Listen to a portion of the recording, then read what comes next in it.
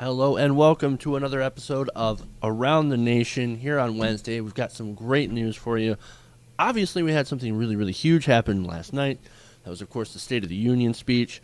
I'm going to definitely get into that. And for those of you who didn't watch it, I'm going to go down just a little bit of a breakdown. I'm going to kind of gloss over it, but I really want to focus on some of the reactions from the different groups. We've got reactions, of course, from the GOP and someone you may not have heard of.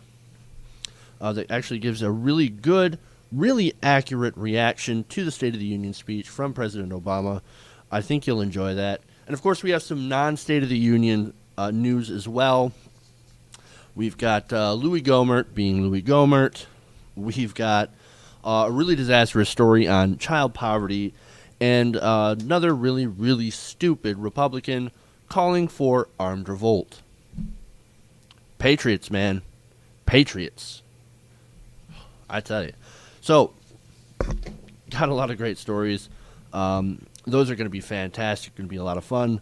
But first, of course, I want to go into our very first story, and that is, of course, the State of the Union speech from President Obama.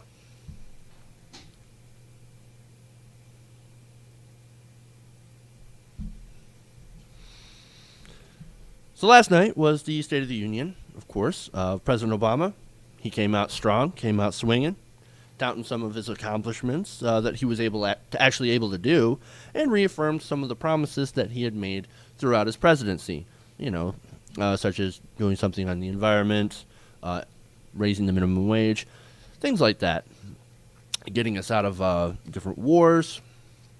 Now, overall, I thought it was a pretty good speech. I mean, Obama's really good at making speeches. It's one of his things that he's really good at. It was strong. It poked some fun at Republicans, and that's always fun. And it was filled with, of course, a lot of good, very flowery rhetoric. For an example, I really liked it when he had used the phrase, "Give America a raise." Well, who wouldn't want to give America a raise? Who'd vote against that? Everybody loves that idea, right? It's very popular. And, of course, refers to the minimum wage. It's very popular. 73% of Americans agree, raise the wage. 53% of Republicans. I love it. Give America a raise. Can't argue against that. Now, that's, of course, in response to 1010.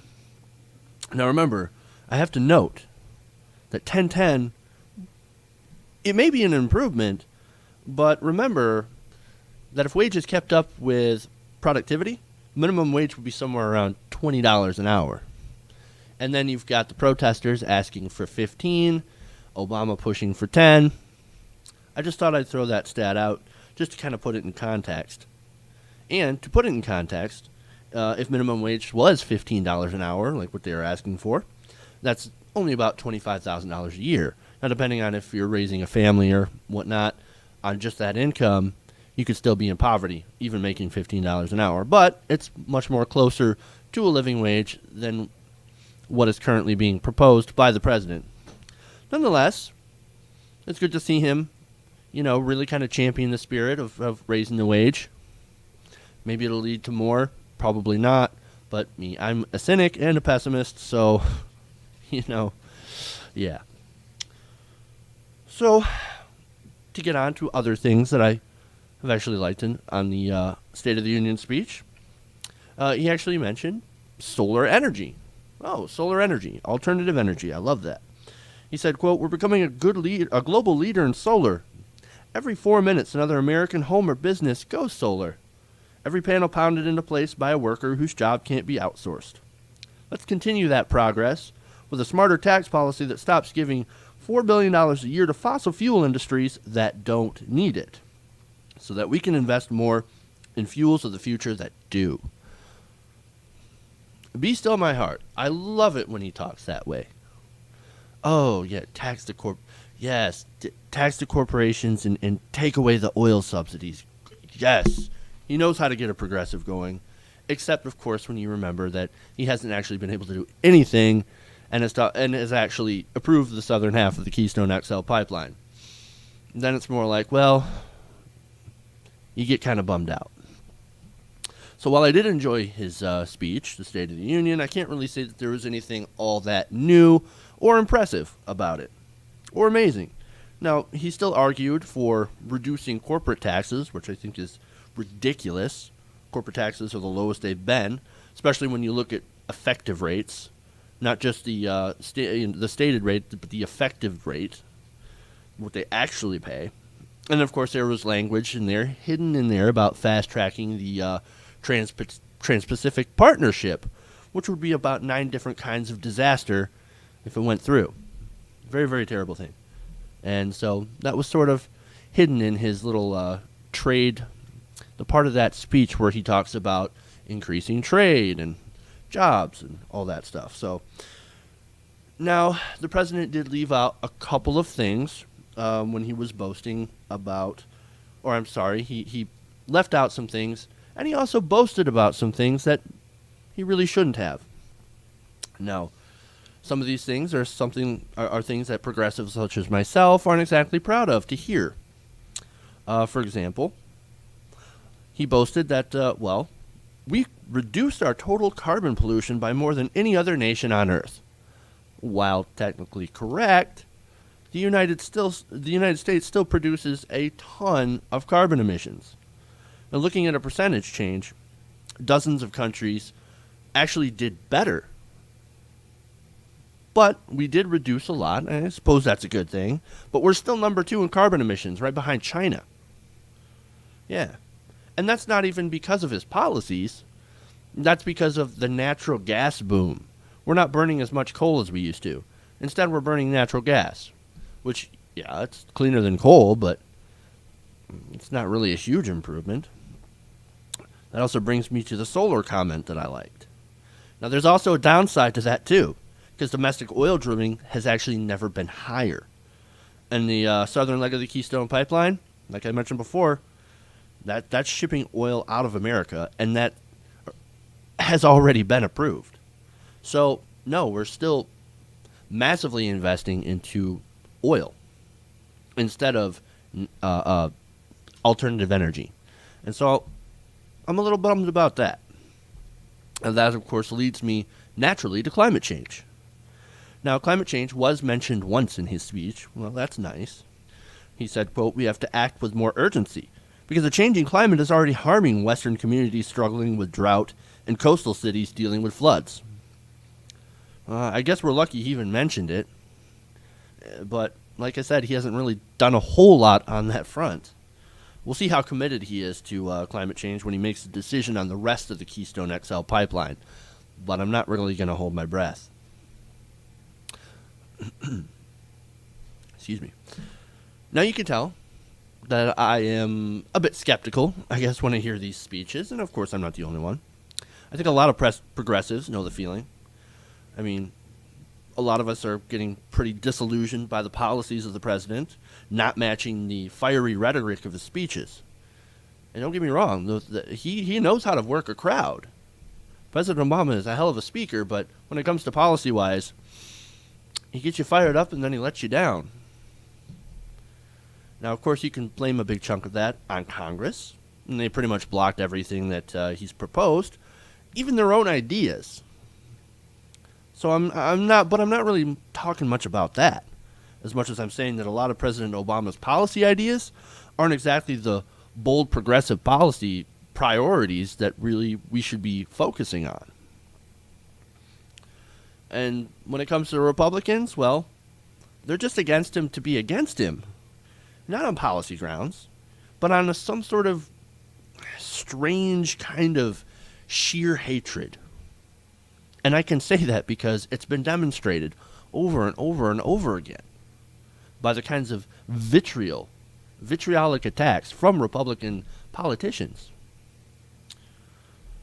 And, of course, speaking of Republicans, there were actually 4 different Republican responses to the State of the Union address.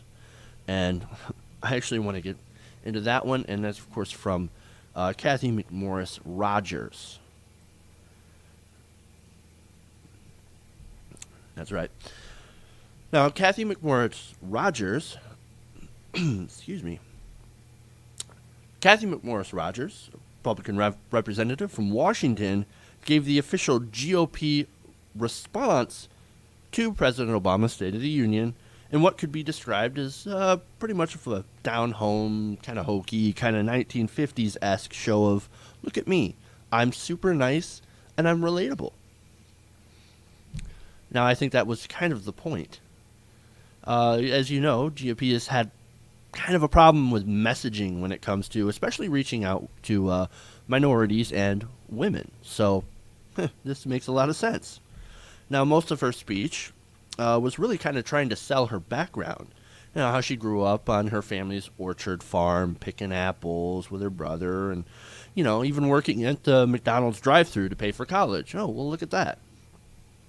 I don't actually think that they could have picked a better person to do this rebuttal than Kathy McMorris Rogers. I mean, even listening to her, she sounds like a lovely person. Like, oh, look at that. You know, really, really nice person. Really nice lady. But, and getting back on her, of course, I'm just, the feeling that she gets, that she gives off to people, I think is kind of that down home, American as apple pie kind of feeling. And you can't really get more American than that. But that's what all it was illusion. This was nothing but illusion. This illusion of 1950s old-style America. Now, that America, of course, does not exist anymore. And as far as the Republican rebuttal goes, it actually had zero policy priorities in it. It was incredibly vague. For example, she's, you know, in the middle of the speech, she says that I would like to share a more hopeful Republican vision. Okay. What's your vision? How will you get there? She didn't really go into specifics. It was incredibly vague. Now, of course, she tossed around the regular Republican talking points, such as, you know, we've got big government, that's the problem, and we need to focus on and get back to free markets. And, of course, she also had to mention the failures of Obamacare, which is just barely kicked in. Which, by the way, Republican idea. Just throwing that out there. And not only that, but this Republican idea actually passed about 8 or 9 million signups. Oh, 8 or 9 million people are now signed up for Obamacare and now have health insurance. That would be, of course, more if certain Republican governors would have expanded Medicaid in their states, but okay.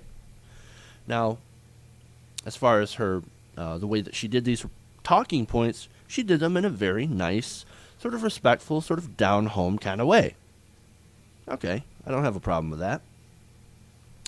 But something that did bother me about this speech, other than that, is how she immediately got into an anti-choice speech. She just kind of fit an anti-choice, anti-abortion speech in there, just kind of randomly. It's kind of amazing. Now, she was speaking, of course, about her son that was born with Down syndrome. Now, I was watching the live coverage of the rebuttal, actually on the Young Turks main channel, one of our partner channels. You should check them out, youngturks.com. And Anna Kasparian, she actually brought up a really, really good point. She said that McMorris Rogers, when she had her son, she had that choice whether or not to have an abortion. And she decided to keep the child. Now, and that's all well and good because it was ultimately her choice and not the choice of a Republican governor, not the choice of the state, whether or not she should keep her child. And, the Republicans are anti-choice and are against funding for contraception and comprehensive sex education, which, of course, would allow women to have choices and keep their own choices. And speaking of choices, McMorris Rogers also said that, quote, Republicans believe your health care choices should be yours, not the government's. Okay. Well, I'm not really sure that I get her point because if she's talking about the Affordable Care Act, well, that's private insurance. That's not actually the government in health care. The only thing the government is doing is enforcing a mandate for you to get private health insurance. So the government's really not all that involved, except when it comes to a tax penalty for not getting health insurance, which you can choose to do, by the way. So you do have choices. Now, a government option would, of course, be a single payer or Medicare for all. And Obamacare, the ACA, is nowhere near close to that. So, but look, make no mistake about this. Kathy McMorris Rogers is a lovely person. Seems like a very lovely person, very nice. And putting her on to do the State of the Union is sort of an attempt to put a pleasant face on the same terrible policies the GOP has always had. And this is all about illusion, with little substance and no actual policy proposals or even any new ideas. Why? Because there are no new ideas, and they know it. All right. I'm going to take a quick break. I'm going to come back. We're going to do the rest of the State of the Union stuff and then go on to our other stories. We'll be back in a minute. Stay tuned.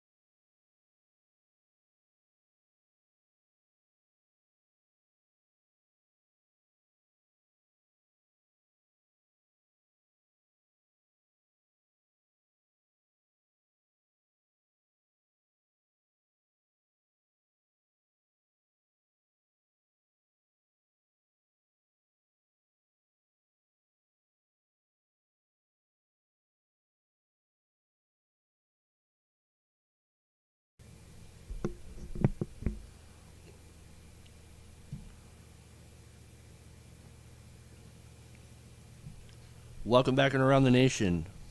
All right, I want to thank everybody who's hanging out in the chat room. Go ahead and talk amongst yourselves if you'd like. Make sure to like and share the show. Really appreciate it. Got to get this thing out there. So on to our next story. And this, I love this. I do love this story.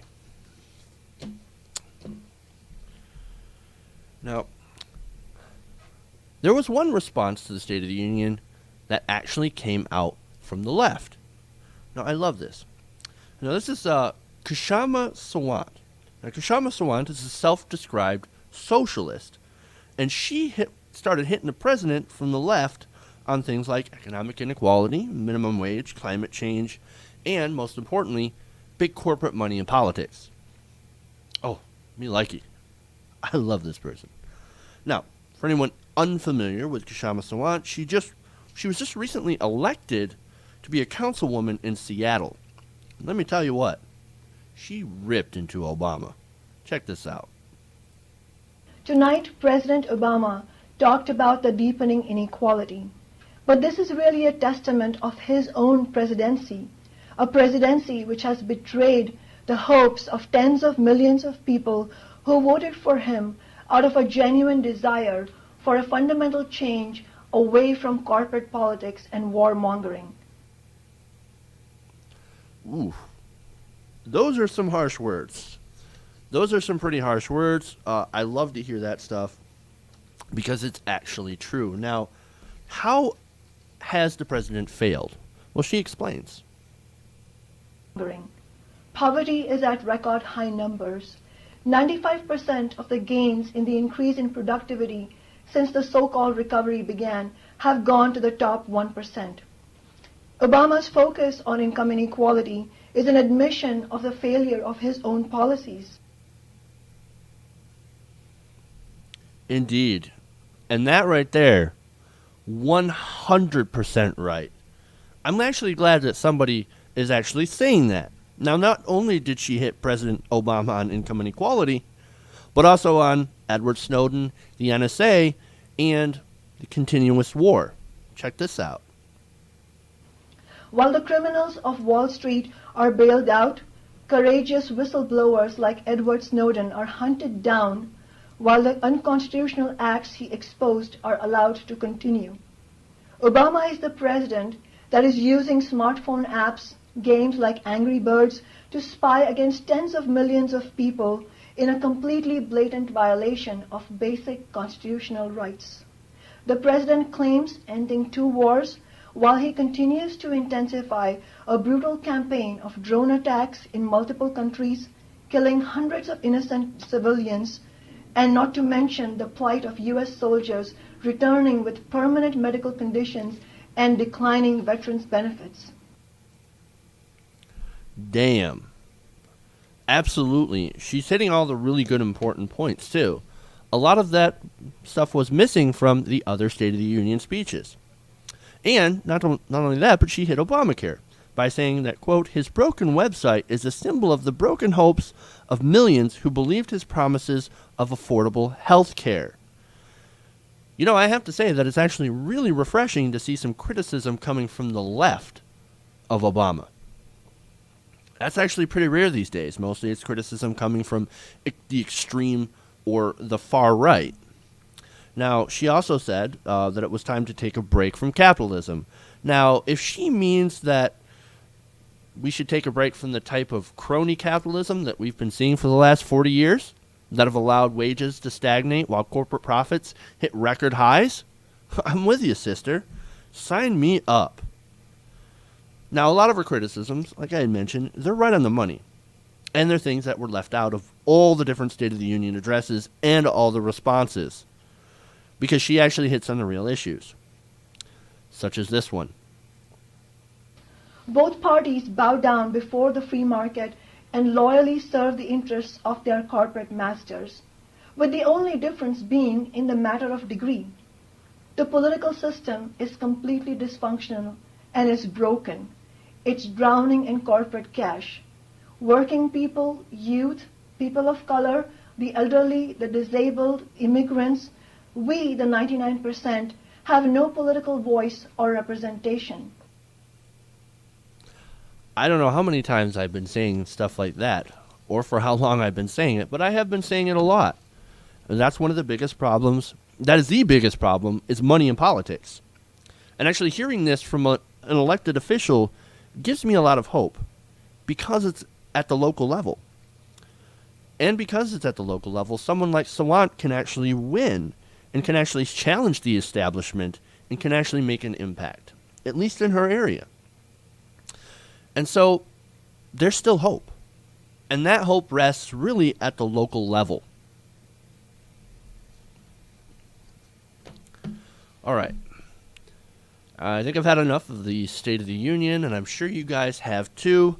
So now we're going to get to dumbass in chief, Louis Gohmert. It's a good look for him. All right. So the debate in Washington, D.C. continues to change towards one about income inequality. That's good if we're getting away from all the talk about debt and deficit and onto really, really important things like income inequality. That's fantastic. We've actually seen Senator Mike Lee and Rand Paul address that. Albeit, of course, they did this in order to make a case against the government, but, which is kind of ironic. But now Louis Gohmert decides he wants to jump into the fray and give his own ideas on how to solve income inequality. So what is his big idea? Well, if you couldn't tell by now, it's tax poor people.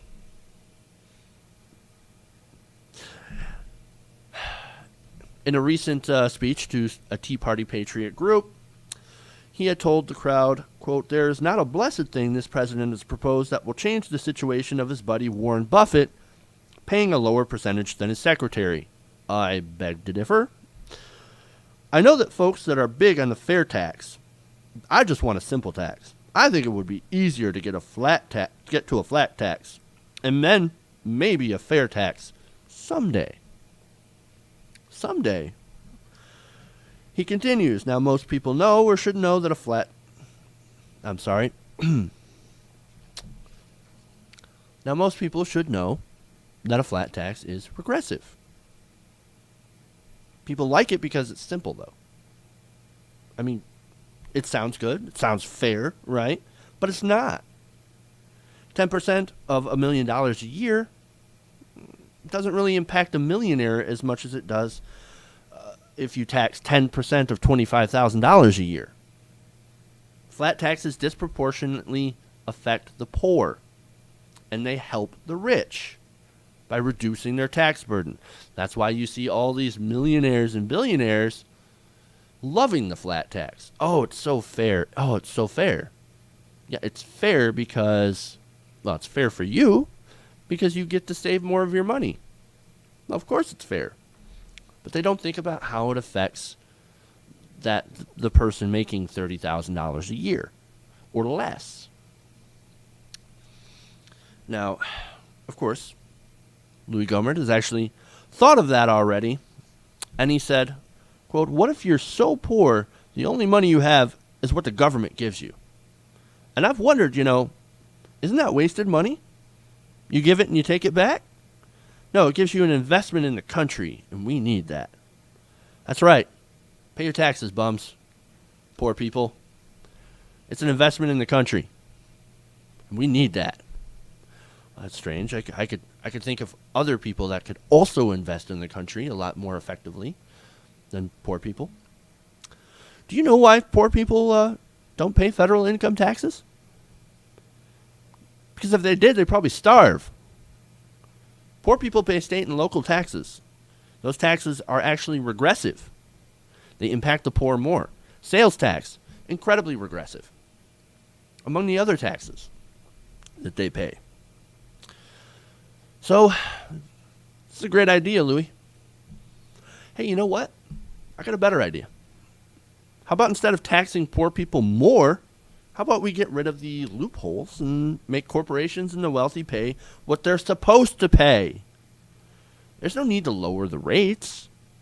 Just make them pay their 30 to 35% and use that money to invest in the middle class and the poor. Wow, amazing. What a concept. But no. Louis Gohmert is, of course, against that idea because, well, it's because his corporate masters pay him to be against it. Never mind the fact that economic growth was actually much better when the corporate taxes were much, much higher. And by the way, if Louis Gohmert truly wanted to tax the people that receive government benefits and handouts, like you mentioned earlier, he actually would be going after some of the largest corporations in America. After all, there was that study by the Cato Institute that says that the government gives out $100 billion in corporate welfare every year. Some to companies that don't even pay their taxes at all. $100 billion a year. You know that's double the amount we spend on the different welfare programs? Maybe we should go after those guys first, Louis, instead of hitting the most vulnerable Americans. Maybe these large corporations and the wealthy should have their own skin in the game, instead of trying to skin the poor. It's always the same with these guys.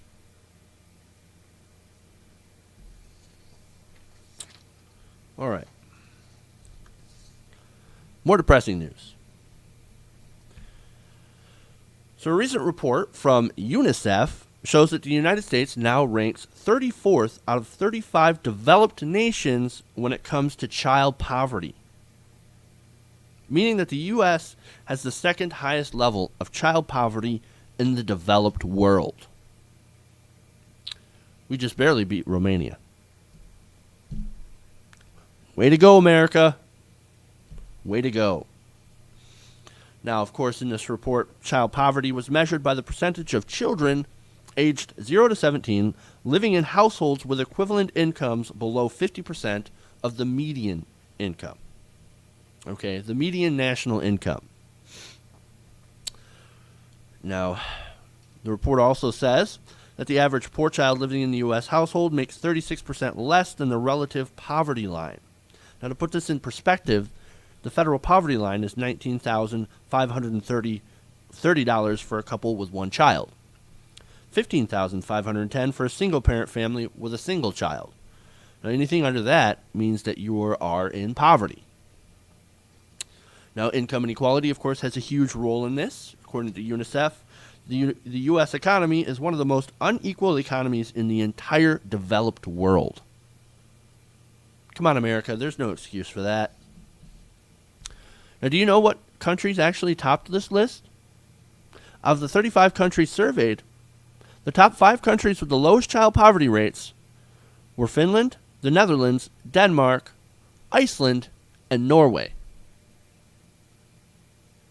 Those are countries that have rather generous safety nets, and they seem to be doing quite well economically.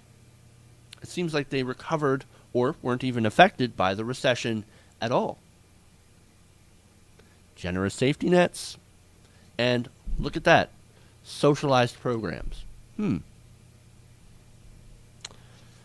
Now, because a strong safety net helps kids stay out of poverty and helps them perform in the classroom, it actually gives them a better shot at succeeding in life. Keeping kids out of poverty makes sense, and it helps them for the future. I think this report is incredibly sad. And Republican politicians tend to be the ones that block these social safety net programs. In fact, the House just passed a massive cut to food stamps in the Farm Bill, just recently. And yet they claim to be trying to give everyone opportunity. We're the party of opportunity. Here's some bootstraps. Enjoy. I already gave you bootstraps. What else do you need? Pull yourself up by them. Oh, you can't concentrate because you're hungry? No, not my problem. I gave you bootstraps. Good enough. Any more, you'll become dependent. It's ridiculous. And of course, there's that whole pro-life angle that they love to say. But how can you claim to be pro-life when you do shit like this? Oh, you're pro-birth. But when it comes to feeding children and keeping them out of poverty, well, you're on your own, buddy. Not my problem. No, they're not pro-life. They're not really pro-life. No, they don't have principles. They only care about the money. These politicians, they only care about the money. They're not really pro-life. They care about money, corporations, and their rich donors. And basically what they want to do is they want to rob from the poor to give even more to the rich. And it's worked.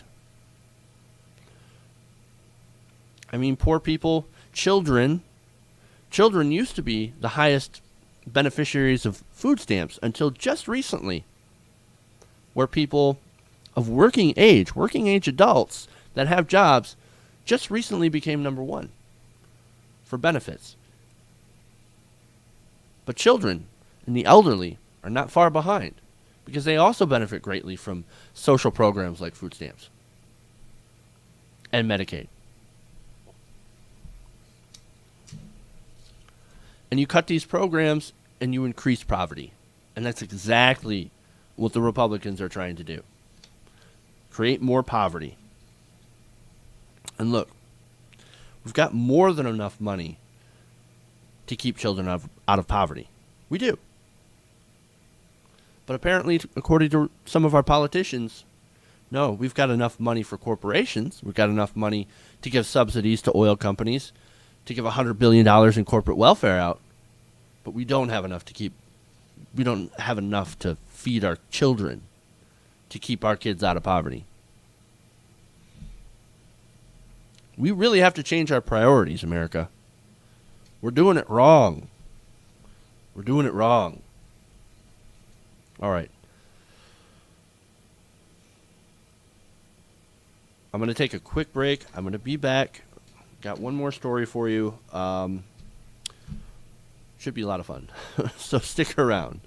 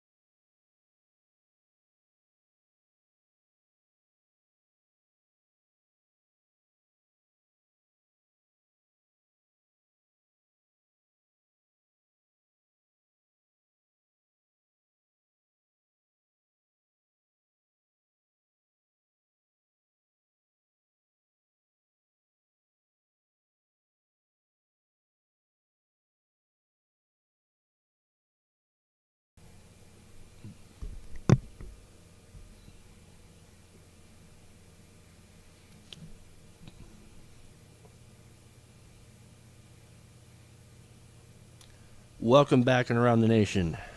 One more story for you today, and I cannot believe how stupid people are. I know, I've been doing this for a few months now, reading stories every day about stupid people, and it still always amazes me how dumb people really are. And I'll show you here. Give you a good example.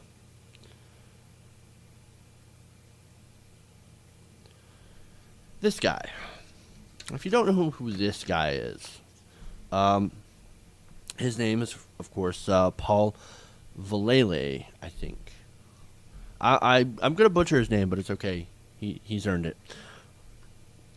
So a retired Army general, now a Tea Party leader, named Paul Valele, called for an armed revolution against the U.S. government. Yep, he's another one of those guys. Now, there's a recent video that was acquired by Right Wing Watch, and it shows Valele talking about how if he had the troops, boy, he'd march up to Washington and give them what for. Let me tell you what. He said, quote, "I had a call this afternoon from Idaho. If I give you 250,000 Marines to go to Washington, will you lead them?" Oh, my God, these people. He said, "Yes. Yes, I will. I'll surround the White House and I'll surround the Capitol building, but it's going to take physical presence to do things." He also says, quote, "I don't want to be criticized for starting a revolution, but I'd certainly head it if we had to. We all love a good fight if it's worth it, right?" Okay, here's what this wouldn't be. A revolution. You know what it would be? It would be treason. That's what it would be. How can this guy call himself a patriot after calling for an armed revolution to overthrow the government? Really? You're going to call yourself a patriot? Bullshit.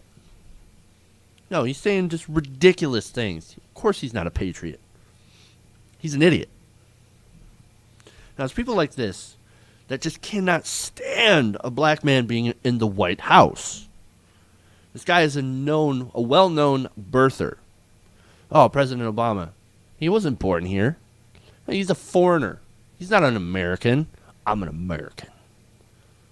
No, you're not. Because you're calling for armed revolt against America to instill your own government. That's not exactly patriotic. And look, I got plenty of issues with President Obama and his policies, but if you think grabbing a gun and hiding out in the woods is the answer, or surrounding the White House, you're a moron. You're an idiot. Can you imagine a bunch of hillbilly patriots hiding out in the woods, hiding from drones? Oh, it'd be a disaster. It'd be horrible. Now look, is he right when he says that the government is corrupt at the national level? Oh, absolutely. It's incredibly corrupt. And it was bad way before Obama got into office. But there are ways to fix it that aren't stupid. There are ways to fix it that are actually within the law. And this is very important. See, the founders, in their infinite wisdom, knew that every once in a while, Congress would become corrupt as hell and no longer serve the people. And this is what's happened now. Well, for the last 40 years, our Congress has served the corporations and have served the money. And these Tea Party folks are angry about it. Well, yeah. I'm angry. The government doesn't serve me anymore. Doesn't serve anybody unless you've got lots and lots of money. No, they serve the special interest, the multinational corporations, and the wealthy. It's hard not to be mad. But this is the wrong way to go. But what I'm getting back into the founders is the founders actually figured out a way to fix the system within the system, and that's called the Constitutional Convention. If you hold a convention to amend the Constitution to get money out of politics, then you can actually get a government that serves you and that listens to you. And look, I've talked to a lot of people about this, and they say, well, that'll never happen. It's such a long shot. Yeah, well, so is going and trying to overthrow your government. I think it's actually much easier and better to work within the rules, to work within the framework that the founders gave us, because they knew that this would happen, and that every once in a while, you've got to clean up Congress. You've got to clean up the government by getting the money and the corporate power out. And that's exactly what we should be focusing on, is getting the money out of politics and doing it the right way. And not doing stupid things like Paul Vallely's dumbass plan. So much for him being a patriot. Are you kidding me? There's a way to take back your government, and it's through places like Wolfpack, Move to Amend, other places, other organizations that are actually trying to get the money out of politics and trying to do it the right way. And if more people sign on and more people get to know about it and more people get involved, the better things will be. The first thing you have to do is you have to know what's wrong. And you have to come up with a good solution. And we have a solution. We just need more help.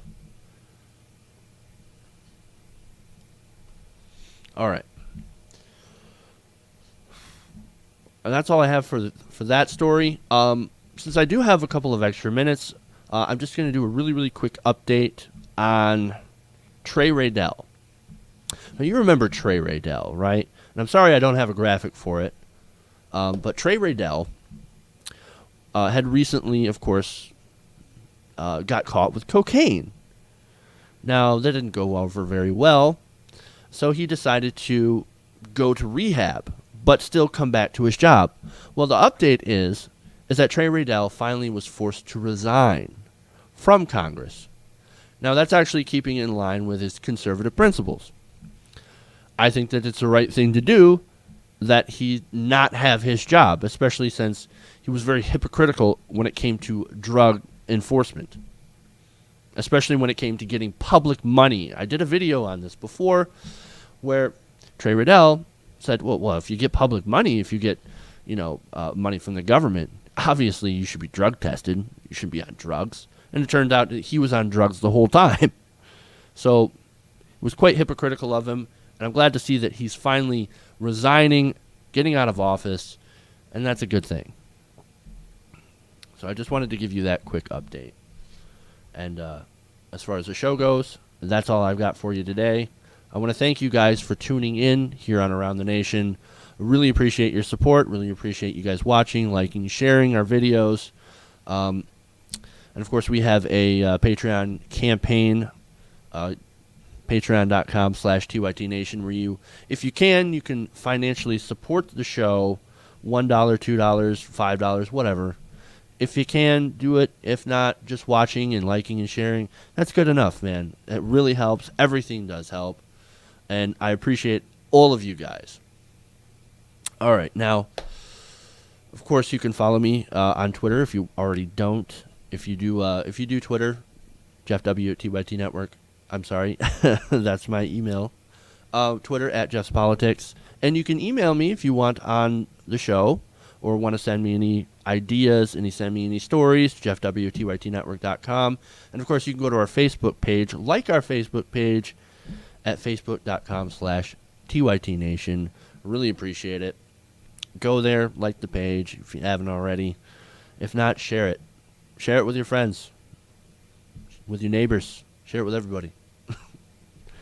All right, so here's what's going to happen. Tomorrow night, we're going to have TYT Community, 9 p.m. Eastern. We're going to have a couple of probably some really good guests, as normal. Whoever's able to show up. If you want on the show, on to TYT Community, please email me, jeffw@tytnetwork.com. And, of course, Friday, we have the Social Justice Hour hosted by my co-host, Rhiannon Avenine, on TYT Community. That should be a really good show. And we'll see you there, 9 o'clock Eastern. Until then, I will see you tomorrow. You guys have a fantastic day. Thank you for tuning in. Goodbye.